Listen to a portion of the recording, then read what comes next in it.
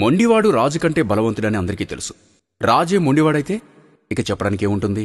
ఇప్పుడు తెలంగాణ ముఖ్యమంత్రి కేసీఆర్ ప్రవర్తన అలానే ఉంది.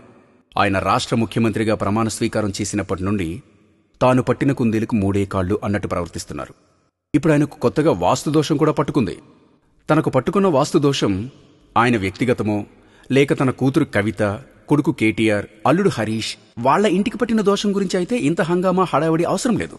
ఇప్పుడు ఆయన బాధంతా రాష్ట్రానికి పట్టుకున్న వాస్తుదోషం గురించే. ఇప్పుడు రాష్ట్రంలోని ప్రింట్, ఎలక్ట్రానిక్ మీడియాలోనూ ప్రజా సమస్యలు, సుపరిపాలన గురించి కాకుండా కేసీఆర్కు పట్టుకున్న వాస్తుదోషం గురించే చర్చలు నడుస్తున్నాయి. కేసీఆర్ వ్యక్తిగత నమ్మకాలు, అభిరుచులు ఒక రాష్ట్రానికి ముఖ్యమంత్రిగా ఉండి ప్రజల ఆస్తులపై రుద్దడం ఎంతవరకు సమంజసం? ఇప్పటికే సచివాలయం మార్పు, ఛాతీ హాస్పిటల్ తరలింపు, రవీంద్ర భారతి రీకన్స్ట్రక్షన్ కు సంబంధించిన ప్లాన్లు సిద్ధం చేసి అక్కడ కొత్త భవనాలకు డిజైన్స్ కూడా కేసీఆర్ ఫైనల్ చేసి వాటికి నిధులు కూడా మంజూరు చేసేశారు. చివరికి ఆయన సచివాలయానికి ప్రయాణించే రోడ్డు కూడా వాస్తు ప్రకారం లేదని మార్పులు చేస్తున్నారట. దీనికోసం సుమారు 10 లక్షలు నిధులు కూడా మంజూరు చేశారు.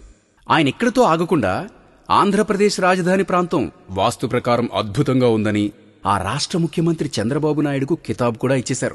ఆయనకి ఈ పిచ్చి ఎంత పరాకాష్ఠకు చేరిందంటే సుద్దాల సుధాకర్ తేజ అనే వాస్తు పండితుణ్ణి రాష్ట్ర ప్రభుత్వంలో వాస్తు సలహాదారుడిగా నియమించారు. తన స్వార్థం కోసం, తాను నమ్మిన ఒక మూఢనమ్మకం కోసం ఇలా ప్రజాధనాన్ని విచ్చలవిడిగా ఖర్చు చేసే అధికారం ఆయనకెవరిచ్చారు? ప్రత్యేక తెలంగాణ రాష్ట్రం కోసం ఉద్యమాన్ని నడిపిన నాయకుడికి ఉండవలసిన లక్షణాలు ఇవేనా? శాస్త్ర సాంకేతిక రంగాలు జెట్ స్పీడ్ వేగంతో పురోగమిస్తున్న తరుణంలో జనంలో ఉన్న మూఢనమ్మకాలు పాలద్రోలాల్సింది పోయి తానే ఆ నమ్మకాలకి ఆజ్యం పోస్తూ ప్రజలను మరింత అజ్ఞాన అంధకారంలోకి నెట్టేస్తున్నారు.